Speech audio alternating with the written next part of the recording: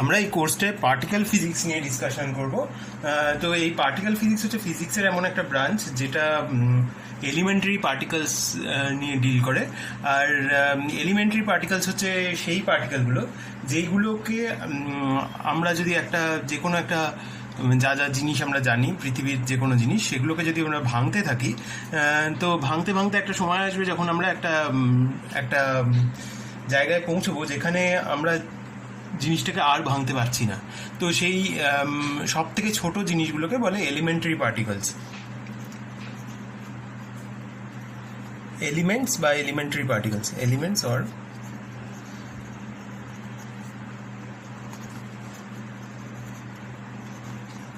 তো এই এলিমেন্টস নিয়ে মানুষের ইন্টারেস্ট অনেক দিন ধরে। মানে আমাদের যদি আমরা লিটারেচারে দেখি, তাহলে অনেক পুরনো লিটারেচারে দেখলে আমরা দেখবো যে সেখানে 5 এলিমেন্টসের কথা বলা আছে। ঠিক আছে, সেই 5 এলিমেন্টস হচ্ছে যে মাটি, জল, লাইট, এয়ার আর স্পেস। এগুলো হচ্ছে আমাদের 5 এলিমেন্টস। লোকে ভাবতো যে একটা জিনিসকে ভাঙতে থাকলে আমরা একটা সময় এর মধ্যে যে কোনো একটা বা এর কোনো কম্বিনেশনে গিয়ে পৌঁছবো, আর সেইখানে পৌঁছে যাওয়ার পর এই জিনিসগুলোকে আর ভাঙা যাবে না। এরপরে আরেকটু মডার্ন টাইমসে 1800 পর থেকে মানুষ মলিকিউলসের কথা জানতে পারলো বা প্রপোজ করলো। তো মলিকিউলসের কনসেপ্টটা এলো। তো এটা অ্যারাউন্ড 1850 বা 1800s পর থেকে, ঠিক আছে। তো এরকম একটা টাইমে এগুলো হলো। তো আমি এই টাইমটাকে মোটামুটি অ্যাপ্রক্সিমেটলি বলছি। তো এর থেকে মোটামুটি এখন অবধি কি কি প্রোগ্রেস হয়েছে সেইটা ডিসকাস করব। তো প্রথমে মলিকিউলসের কথা ইন্ট্রোডিউস হলো। এরপরে মলিকিউলস থেকে অ্যাটমস, মলিকিউলসকে ভাঙলে অ্যাটমস তৈরি হয়। তো মানুষ জানলো যে মলিকিউলসের ভেতরে অ্যাটমস থাকে। অ্যাটমসকেও ভাঙা যায়, এটা দেখা গেল। তো প্রথম যেটা এই ডাইরেকশনে ফার্স্ট স্টেপ, সেটা হচ্ছে ইলেকট্রনের ডিসকভারি। তো ইলেকট্রন 1897-এ ডিসকভার হয়েছে। তো ইলেকট্রনের পরে প্রোটন ডিসকভার হয়েছিল আরও প্রায় 20 বছর পরে। তারপরে এর মাঝামাঝি একটা ফোটনের কনসেপ্ট এসেছিল, আইনস্টাইন যেটা দিয়েছিল, যেটা লাইটের যে করসপন্ডিং যে পার্টিকেল, সেটা হচ্ছে আমাদের ফোটন। সেইটা এসেছিল, এইটা হচ্ছে আমাদের 1919।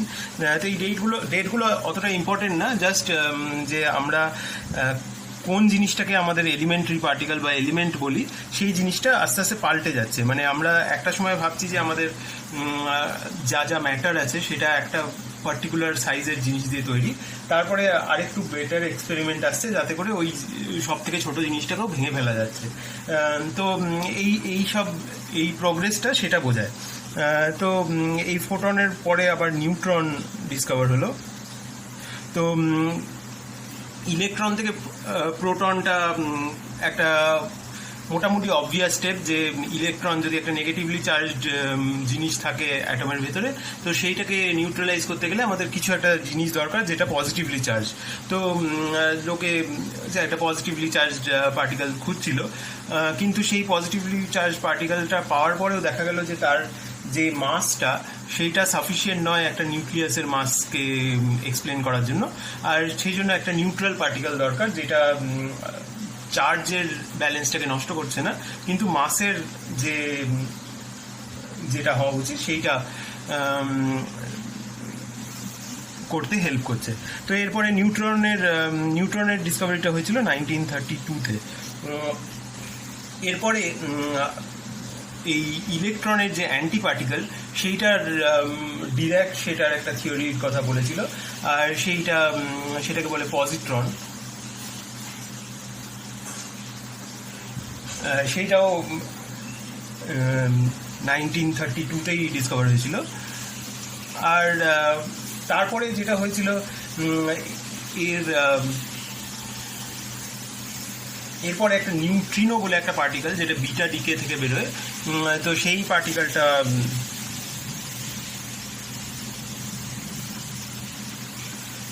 ডিসকভার হয়েছিল। তো নিউট্রিনোটা হচ্ছে এমন একটা পার্টিকেল যেটা প্রচণ্ড লাইট, আর এই নিউট্রিনো পার্টিকেলটা বিটা ডিকের সময় এমিট হয় আর খুব উইকলি আমাদের সাথে ইন্টারঅ্যাক্ট করে।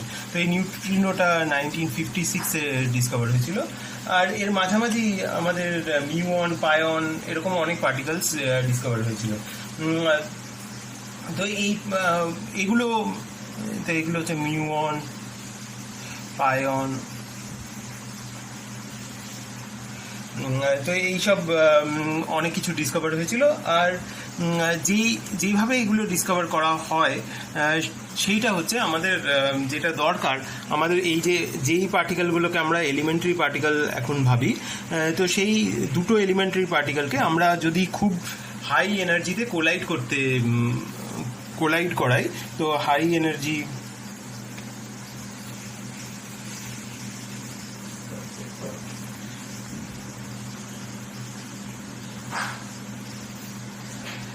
তো তখন ওই পার্টিকেলগুলো ভেঙে গিয়ে আরও অনেক নতুন পার্টিকেল তৈরি করে। মানে ওই পার্টিকেলগুলো যে জিনিসগুলো দিয়ে তৈরি, সেই জিনিসগুলো বেরিয়ে আসে। আর সেই জন্য এই পার্টিকেল ফিজিক্স যে ডিসিপ্লিনটা, যে ব্রাঞ্চ অফ ফিজিক্সটা পার্টিকেল ফিজিক্স, সেটাকে অনেক সময় বলা হয় হাই এনার্জি ফিজিক্স। কেননা এটার যে এক্সপেরিমেন্টগুলো করতে হয় সেগুলো খুব হাই এনার্জিজ ইনভলভ করে।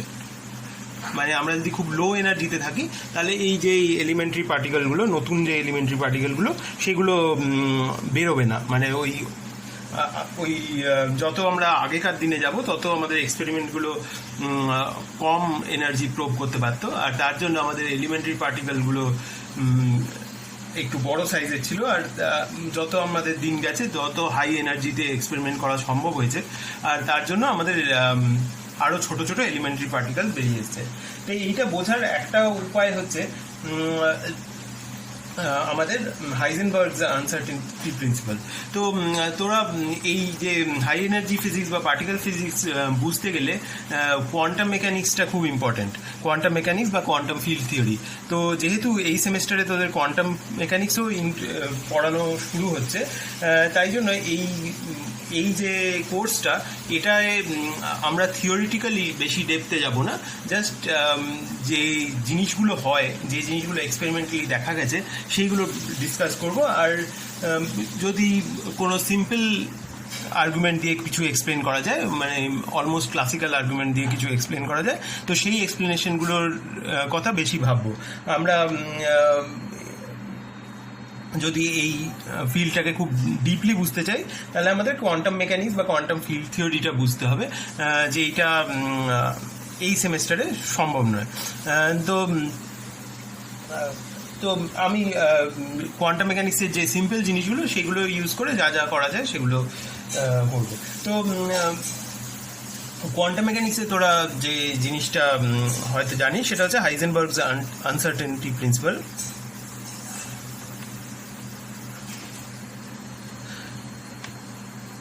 এটা না জানলেও মানে কিছুদিনের মধ্যেই অন্য একটা কোর্সে এটা পড়ানো হবে।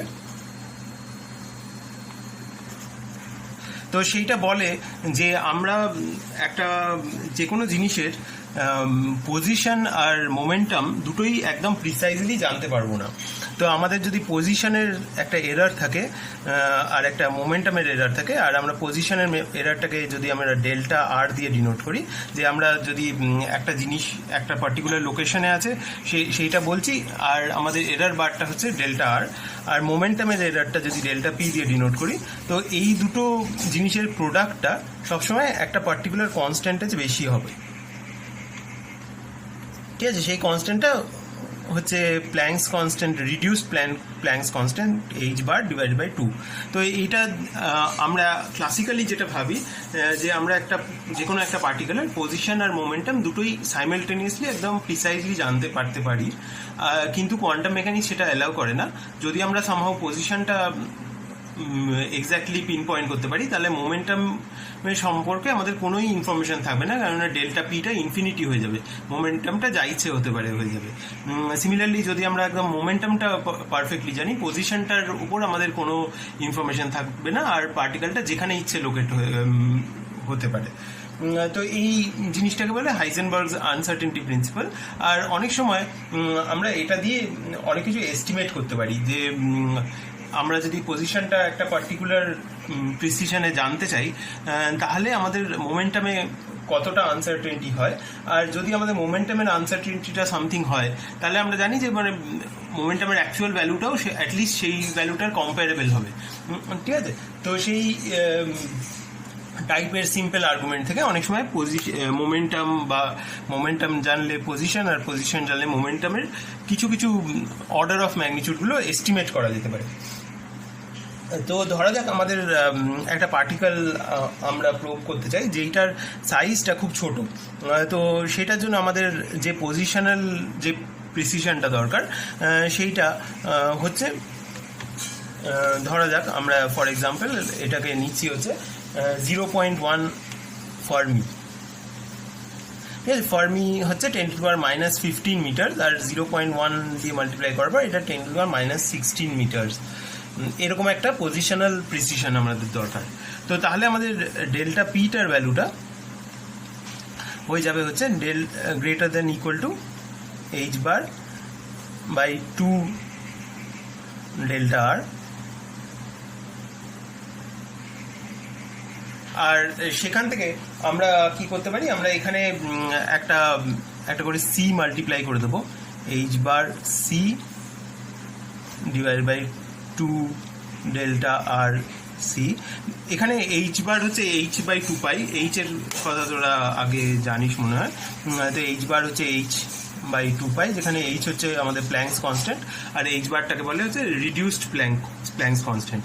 তো আমি এখানে এই সিটা মাল্টিপ্লাই করেছি, কেননা একটা নোন ভ্যালু আছে যে h বার ইন্টু সি, মানে এই নাম্বারটা h এর ভ্যালুটা হচ্ছে 6.626 ইন্টু 10⁻⁻34 ইন SI ইউনিটস, কিন্তু h বার সিটা একটা সেই কম্বিনেশনটার একটা ভ্যালু আছে যেটা পার্টিকেল ফিজিক্সে অনেক সময় কাজে লাগে, সেটা হচ্ছে 197।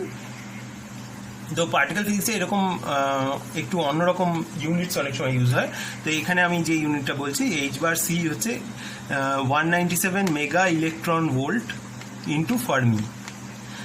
ঠিক আছে, এখানে এনার্জিগুলো ইলেকট্রন ভোল্টসের মাল্টিপলসে বলা হয়, যেমন mega electron volt, giga electron volt এরকম। তো মেগা মানে 10⁶, আর ফার্মি হচ্ছে লেন্থ স্কেলের যে ইউনিটটা যেটা এখনই বললাম। আর সেইটাকে যদি আমরা এরকম 2 ডেল্টা আর ইন্টু ডেল্টা সি দিয়ে, মানে 2 ইন্টু 0.1, তো আমরা যেটা পাবো সেটা হচ্ছে এই 0.1টা, এটা মোটামুটি 200টার সাথে 0.1 দিয়ে ডিভাইড করলে এটা 2000 হয়ে যাবে, সেটা 2 দিয়ে ডিভাইড করলে এটা 1000 হয়ে যাবে। আর 1000 মেগা ইলেকট্রন ভোল্ট মানে হচ্ছে 1 গিগা ইলেকট্রন ভোল্ট। তো আমরা যেটা পাবো সেটা হচ্ছে 1 গিগা ইলেকট্রন ভোল্ট, আর ফার্মিগুলো কেটে যাবে, আর বাই সি। ঠিক আছে, তো এই যে তো এইটা হচ্ছে মোমেন্টামের এরার বারটার অর্ডার। আর সিমিলারলি আমাদের মোমেন্টামটাও তাহলে মোটামুটি এই অর্ডারের হবে। তো আমরা যদি মোমেন্টাম, এরকম একটা মোমেন্টাম চাই একটা এলিমেন্টারি পার্টিকেলের জন্য, সেটা খুব হাই। ঠিক আছে, তো সেই জন্য এই পার্টিকেল ফিজিক্সটা, মানে সেটা একটাভাবে বোঝা হচ্ছে যে এই পার্টিকেল ফিজিক্স খুব হাই মোমেন্টাম এলিমেন্টারি পার্টিকেলসকে ইনভলভ করে, আর হাই মোমেন্টাম মানে হাই এনার্জি। তো এইটা implies that momenta involve must also be high. কেননা মোমেন্টামের এরার বারটা যদি এত হাই হয় তাহলে momentum itself must also be high, আর সেটার জন্য আমরা উইচ ইমপ্লাইজ হাই এনার্জিস। তো এইটা হলো আমরা এই পার্টিকেল ফিজিক্সকে হাই এনার্জি ফিজিক্স কেন বলি সেটার একটা আর্গুমেন্ট। এরপরে আমরা যে টপিকটা ডিসকাস করব সেটা হচ্ছে যে আমাদের এই এলিমেন্টারি পার্টিকেলসগুলোর মধ্যে কী টাইপের ইন্টারাকশন হতে পারে, ঠিক আছে।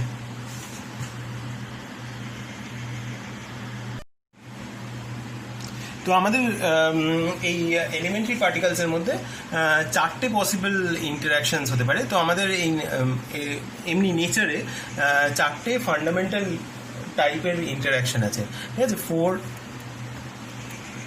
টাইপস অফ ফান্ডামেন্টাল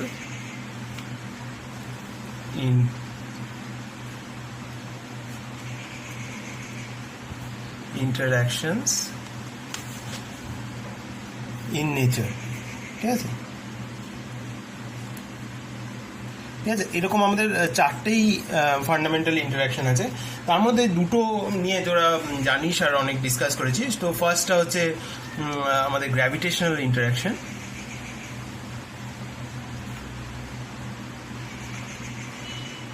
সেকেন্ডটা হচ্ছে ইলেকট্রোম্যাগনেটিক, ঠিক আছে। তো ইলেকট্রোম্যাগনেটিকে তোরা ইলেকট্রোস্ট্যাটিক ইন্টারাকশন পড়েছিস, ম্যাগনেটিক ইন্টারাকশন পড়েছিস, আর পরে এই দুটোকে ম্যাক্সওয়েল ইউনিফাই করেছিল। আর এটা ভাবা যেতে পারে যে ইলেকট্রোম্যাগনেটিজম হচ্ছে একটাই ইন্টারাকশনের দুটো ফর্ম, মানে ইলেকট্রিসিটি আর ইলেকট্রোম্যাগনেটিজমের দুটো ফর্ম। তো ইলেকট্রোম্যাগনেটিক ইন্টারাকশনটা এই 4টের মধ্যে একটা টাইপের interaction. Third type of interaction হচ্ছে আমাদের উইক নিউক্লিয়ার ইন্টারাকশন।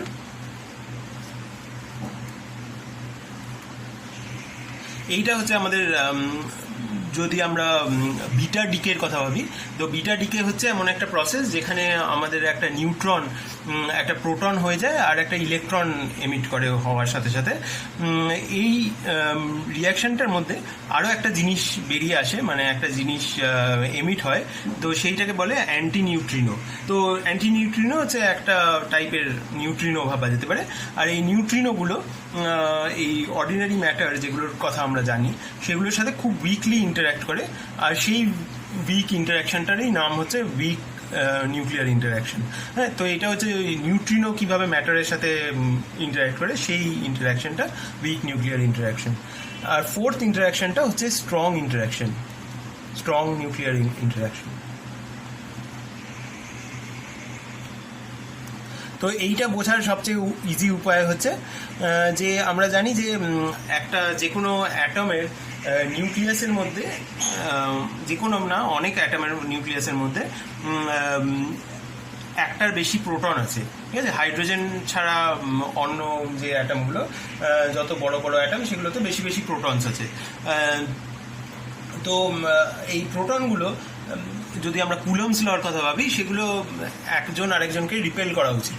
আর সেগুলো এক জায়গায় একটা নিউক্লিয়াসের মতো অত ছোট জায়গায় কি করে আছে সেটা বোঝাটা একটু কাউন্টার ইনটিউটিভ হয়ে যাচ্ছে। আর সেই জন্য আমাদের একটা নতুন টাইপের ইন্টারাকশন দরকার বা একটা ফোর্স দরকার, যেটা ওই নিউট্রনগুলোকে আর প্রোটনগুলোকে নিউক্লিয়াসের ভিতরে ধরে রেখেছে।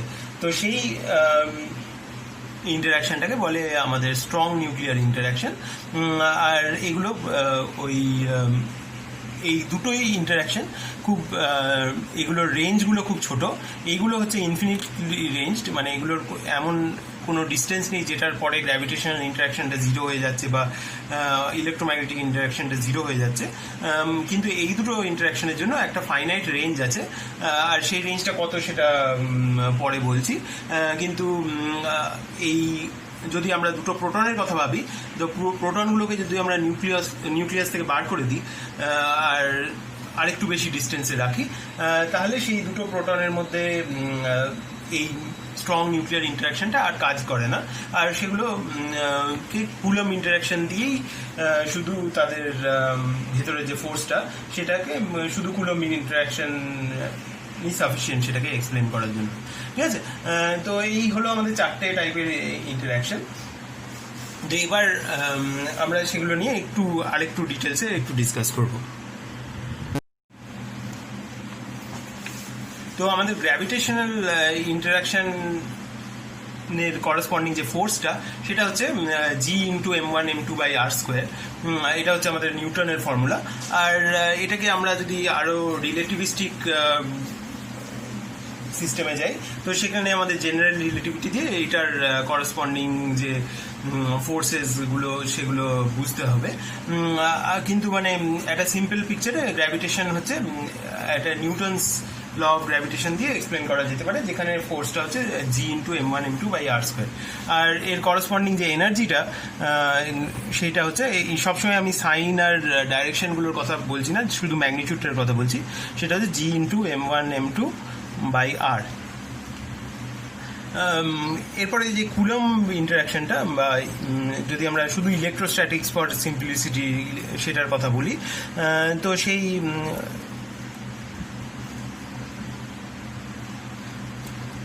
ইলেকট্রোম্যাগনেটিক ইন্টারাকশন, তো সেটার করসপন্ডিং ফোর্সটা হচ্ছে কুলমস ফোর্স, যেটা হচ্ছে 1/4πε0 Q1 Q2/r², যেটা হচ্ছে দুটো পার্টিকেল যার চার্জ Q1 আর Q2 আর দুটোর মধ্যে সেপারেশন হচ্ছে R, তাদের মধ্যে ফোর্সটা।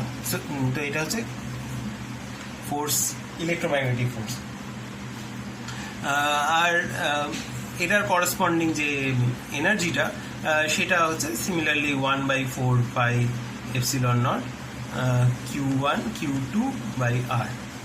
ঠিক আছে, তো এই ইন্টারাকশনগুলোর মধ্যে কোনটা বড় সেটা আমরা কি করে বুঝবো? তো সেটা বোঝার জন্য আমাদের ভাবতে হবে যে আমরা কোন পার্টিকেলগুলোর কথা ভাবছি। তো ধরা যাক আমরা দুটো প্রোটনের কথা ভাবছি, তাদের মধ্যে এই গ্র্যাভিটেশনাল ফোর্সটা বেশি বড় না ইলেকট্রোম্যাগনেটিক ফোর্সটা বেশি বড়? তো আমরা সেটার জন্য আইদার ফোর্স বা এনার্জি যে কোনো একটা রেশিও নিতে পারি, মানে দুটোই অ্যাকচুয়ালি সমান, কারণ এই আর এর ফ্যাক্টরটা দুটো থেকেই কেটে যাবে। তো গ্র্যাভিটেশনাল এনার্জি বা ইলেকট্রোম্যাগনেটিক এনার্জি বা gravitational force by electromagnetic force between two protons, সেটা হচ্ছে আমরা এই দুটোকে যদি ডিভাইড করি তাহলে উপরে আমাদের আছে হচ্ছে G*m1m2, আর এই r²টার সাথে কেটে যাবে, আর এই 4πε0টা 1/4πε0 এখানে আছে, 1/4πε0, আর Q1 into Q2। ঠিক আছে, তো এইটাকে আমরা লিখতে পারি যে এই জিটা হচ্ছে 6.67 into 10⁻⁻11, আর এই গোটা জিনিসটা ডাইমেনশনলেস হওয়া উচিত। তো আমরা সবকিছু SI ইউনিটসে লিখলে আমাদের গোটা জিনিসটা যা একটা কোনো নাম্বার পাবো যেটা ইউনিটের উপর ডিপেন্ড করবে না। আর তো এখানে আমাদের এই M1 M2 Q1 Q2 এই সবকটাই হচ্ছে জাস্ট প্রোটনের জন্য। তো আমরা দুটো M আছে আর দুটো Q আছে, তো সেইটাকে আমরা লিখতে পারি হচ্ছে M হচ্ছে 1.67 into 10⁻⁻27 kg, আর Q হচ্ছে 1.6 into 10⁻⁻19 coulombs, এটা square, divide by 1/4πε0 SI units হচ্ছে 9 into 10⁹। ঠিক আছে, তো এই জিনিসটা পুরোটা তোরা যদি ক্যালকুলেটরে করিস বা হাতেও যদি করিস, এই পাওয়ারগুলো কত হচ্ছে দেখলে তো দেখবি যে এইটা ইজ অ্যাপ্রক্সিমেটলি ইকুয়াল টু 10⁻36। ঠিক আছে, তার মানে আমাদের গ্র্যাভিটেশনাল ইন্টারাকশনটা হচ্ছে ইলেকট্রোস্ট্যাটিক বা ইলেকট্রোম্যাগনেটিক ইন্টারাকশনের থেকে অনেকটাই ছোট, আর ফর টু প্রোটনস এই রেশিওটা হচ্ছে এরকম একটা ভ্যালু, মানে 10⁻36 টাইমস ছোট gravitational interaction between two protons than the electromagnetic interaction. আর এটার জন্য আমরা যদি দুটো প্রোটনের মধ্যে কতটা একটা প্রোটন আর একটা প্রোটনকে কতটা ফোর্সে টানছে সেটা বার করতে চাই, তাহলে আমরা কখনোই গ্র্যাভিটেশনাল ইন্টারাকশনটা ইনক্লুড করি না। কারণ আমরা যদি কুলম্ব ইন্টারাকশনটা থেকে যদি আমরা শুধু আনসারটাকে বার করি, সেটার যতটা এরার হবে, মানে গ্র্যাভিটেশনাল ইন্টারাকশনটাই এক্সক্লুড করলে, সেটা এতটাই কম যে আমরা ওটাকে সবসময় ইগনোর করে দিতে পারি। ঠিক আছে। আর একটা ইম্পর্টেন্ট জিনিস হচ্ছে এইটা does not depend on the distance between the two protons. মানে আমরা যদি দুটো প্রোটন খুব কাছে আছে তখন যদি এই রেশিওটা ক্যালকুলেট করি, আর যদি অনেক দূরে আছে তখন যদি এই রেশিওটা ক্যালকুলেট করি, তখন এই ভ্যালুটা এক্স্যাক্টলি সেম। কেননা এই আর স্কোয়ারের ফ্যাক্টরটা বা এনার্জির ক্ষেত্রে আর এর ফ্যাক্টরটা কেটে যাচ্ছে, আর গোটা জিনিসটা হচ্ছে just depends on the properties of the two particles. ঠিক আছে, শুধু মাস আর charge of the two particles involve. তো এইটা হচ্ছে আমাদের গ্র্যাভিটেশন আর ইলেকট্রোম্যাগনেটিক ইন্টারাকশনের রিলেটিভ স্ট্রেংথস। আজকের ক্লাস থেকে মনে রাখার মতো তিনটে ইম্পর্টেন্ট জিনিস আছে। তো ফার্স্ট জিনিসটা হচ্ছে যে একটা যে কোনো জিনিসকে ভাঙলে সেটা এলিমেন্টারি পার্টিকেলসে ভেঙে যায়, আর সেই কোন কোন এলিমেন্টারি পার্টিকেলসে জিনিসটা ভাঙলো সেটা ডিপেন্ড করে আমরা কোন এনার্জি অবধি এক্সপেরিমেন্টটা করতে পেরেছি। তো তার জন্য আমাদের আরও ছোটো ছোটো এলিমেন্টারি পার্টিকেলস বার করতে চাইলে আমাদের এক্সপেরিমেন্টগুলো আরও হায়ার অ্যান্ড হায়ার এনার্জিসে যেতে পারতে হবে। তো সেই হাই এনার্জিস কেন হয় সেটা বলেছি, আর এলিমেন্টারি পার্টিকেলসের কথাটা বলেছি। আর থার্ড যে জিনিসটা ডিসকাস করেছি সেটা হচ্ছে যে আমরা এই এলিমেন্টারি পার্টিকেলসগুলো কী কী টাইপের ইন্টারাকশন তাদের মধ্যে হতে পারে, সেগুলো চারটে হতে পারে, সেগুলো লিস্ট করেছি। এই গ্র্যাভিটেশনাল, ইলেকট্রোম্যাগনেটিক, উইক আর স্ট্রং। এরপরে নেক্সট যে জিনিসটা করেছি যে আমাদের এই গ্র্যাভিটেশনাল ইন্টারাকশন আর ইলেকট্রোম্যাগনেটিক ইন্টারাকশন দুটো প্রোটনের জন্য কম্পেয়ার করেছি, আর দেখিয়েছি যে এই গ্র্যাভিটেশনাল ইন্টারাকশনটা হচ্ছে মাচ উইকার দেন ইলেকট্রোম্যাগনেটিক ইন্টারাকশন। আর যখন ইলেকট্রোম্যাগনেটিক ইন্টারাকশনটা নন জিরো বা যখন পার্টিকেলগুলো চার্জড, তখন তাদের মধ্যে গ্র্যাভিটেশনাল ইন্টারাকশনটাকে সবসময় ইগনোর করে দেওয়া যেতে পারে। ঠিক আছে। তো এরপরে আমরা নেক্সট জিনিসগুলো আমরা একটুখানি discussion on weak and strong interaction সেগুলো নিয়ে নেক্সট ক্লাসে ডিসকাস করবো। ঠিক আছে।